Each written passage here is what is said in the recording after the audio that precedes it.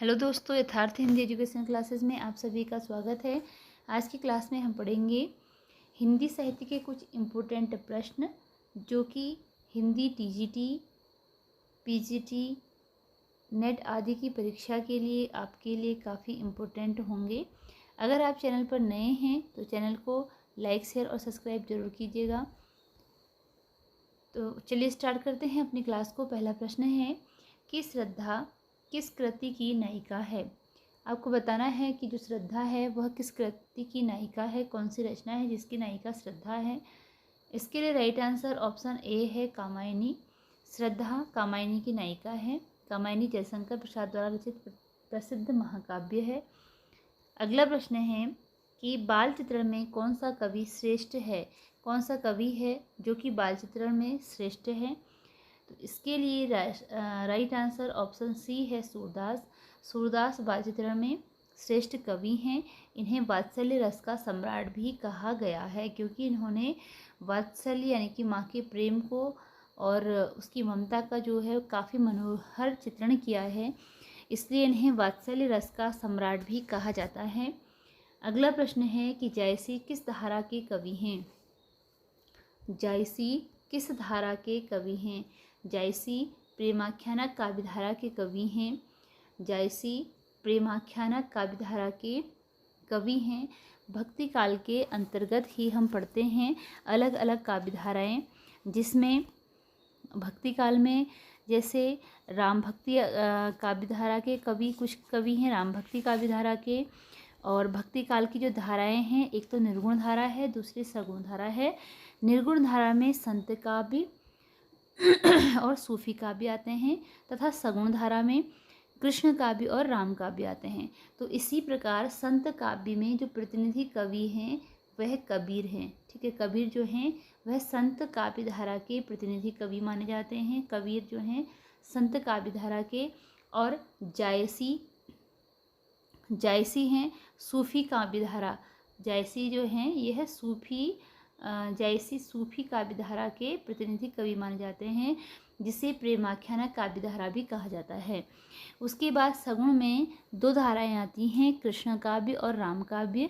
तो कृष्ण काव्य के प्रतिनिधि कवि हैं सूरदास जी और राम काव्य के जो प्रतिनिधि कवि हैं वह हैं गोस्वामी तुलसीदास जी। अगला प्रश्न है स्वतंत्र सत्ता धारण न करने वाले शब्द क्या कहलाते हैं। जो शब्द जो हैं स्वतंत्र सत्ता धारण नहीं करते हैं वह शब्द क्या कहलाते हैं। तो इसके लिए राइट आंसर ऑप्शन बी है यौगिक। इस प्रकार के शब्द जो हैं वह यौगिक शब्द कहलाते हैं। अगला प्रश्न है कि निम्न में कौन सा अनंत का पर्यायवाची है। अनंत का पर्यायवाची शब्द आपको बताना है कि अनंत का पर्यायवाची कौन है। राइट आंसर है निस्सीम। जो निस्सीम शब्द है यह अनंत का पर्यायवाची शब्द है। अगला प्रश्न है निम्नलिखित में कौन सा शब्द देशज है। लोटा देशज शब्द है। जो लोटा शब्द है यह देशज शब्द है। इसके अतिरिक्त जो अग्नि है यह तत्सम शब्द है। अगला प्रश्न है कि हिंदी प्रदीप पत्रिका के संपादक कौन हैं। हिंदी प्रदीप पत्रिका के संपादक का नाम बताना है। राइट आंसर ऑप्शन सी है बालकृष्ण भट्ट हिंदी प्रदीप पत्रिका के संपादक हैं। अगला प्रश्न है खर का पर्यायवाची निम्न में कौन सा है। तो खर का मतलब होता है गधा। ठीक है, खर का मतलब का पर्यायवाची है वह गधा होता है। अगला प्रश्न है पैर तले की जमीन। पैर तले की जमीन जो नाटक है, नाटक विधा की रचना है पैर तले की जमीन। तो नाटक है जो मोहन राकेश का अधूरा नाटक था, इसे किसने पूरा किया। तो पैर तले की जमीन यह मोहन राकेश का अधूरा नाटक था, इसे पूरा किसने किया। तो इसके लिए राइट आंसर ऑप्शन बी है कमलेश्वर। कमलेश्वर ने मोहन राकेश का नाटक पैर तले की ज़मीन को पूरा किया था। मोहन राकेश का अधूरा नाटक कौन है, पैर तले की ज़मीन है, जिसे कि कमलेश्वर ने पूरा किया।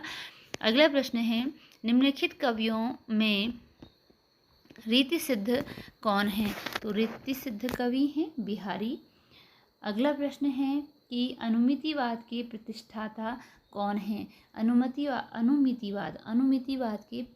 अनुमितिवाद के प्रतिष्ठाता का नाम बताना है। राइट आंसर है शंकुक। अनुमितिवाद के जो प्रतिष्ठाता हैं वह कौन हैं? शंकुक हैं अनुमितिवाद के प्रतिष्ठाता। अगला प्रश्न है, निम्नलिखित में से कौन भारोपीय परिवार की भाषा नहीं है? जो भारोपीय परिवार की भाषा नहीं है उसे बताना है, नहीं में आंसर देना है। तो राइट आंसर है ऑप्शन सी मलयालम। यह भारोपीय परिवार की भाषा नहीं है। इसके अतिरिक्त मराठा, गुजराती और हिंदी यह भारोपीय परिवार की भाषा के अंतर्गत ही आते हैं। अगला प्रश्न है कि विश्वजन की अर्चना में नहीं बाधक था इस व्यष्टि का अभिमान। पंक्ति किसकी है? विश्वजन की अर्चना में नहीं बाधक था इस व्यष्टि का अभिमान, यह पंक्ति किसकी है? इसके लिए राइट आंसर ऑप्शन ए है भारत भूषण अग्रवाल। यह पंक्ति कि विश्वजन की अर्चना में नहीं बाधक था इस व्यष्टि का अभिमान, भारत भूषण अग्रवाल की पंक्ति है। अगला प्रश्न है, मतवाला के संपादक कौन थे? तो मतवाला के संपादक थे शिव पूजन सहाय और निराला, दोनों ही मतवाला के संपादक थे। तो शिव पूजन सहाय और निराला दोनों ही मतवाला के संपादक रहे हैं, इसलिए राइट आंसर ऑप्शन जी है। अगला प्रश्न है, साखी किसका संकलन है? साखी किसका संकलन है? तो इसके लिए राइट आंसर ऑप्शन डी है विजय देव नारायण शाही। जो साखी है, साखी यह संकलन है विजय देव नारायण शाही का। अगला प्रश्न है कि किस क्षेत्र की बोली को काशिका कहा गया है? कौन से क्षेत्र की बोली है जिसे काशिका कहा गया है? आरा भोजपुर। तो आरा भोजपुर का जो क्षेत्र है यहाँ की बोली को काशिका कहा गया है। अगला प्रश्न है, निम्नलिखित में कौन द्रविड़ परिवार की भाषा है? तो द्रविड़ परिवार की भाषा बतानी है, इनमें से कौन सी है? ऑप्शन है उड़िया, बंगला, असमिया, कन्नड़। तो द्रविड़ परिवार की बात हो रही है, द्रविड़ परिवार की, तो कन्नड़ जो है वह द्रविड़ परिवार की भाषा है। ऑप्शन डी राइट आंसर है। अगला प्रश्न है कि अष्टछाप के कवियों में प्रथम नियुक्त कीर्तनकार कवि कौन हैं? यहाँ पर जो है ये कीर्तनकार है, ठीक है, यहाँ पर कीर्तनकार है। तो कीर्तनकार कवि कौन थे? तो अष्टछाप के कवियों में प्रथम नियुक्त कीर्तनकार कवि थे ऑप्शन डी कुंभन दास। इसके लिए राइट आंसर ऑप्शन डी है कुंभन दास।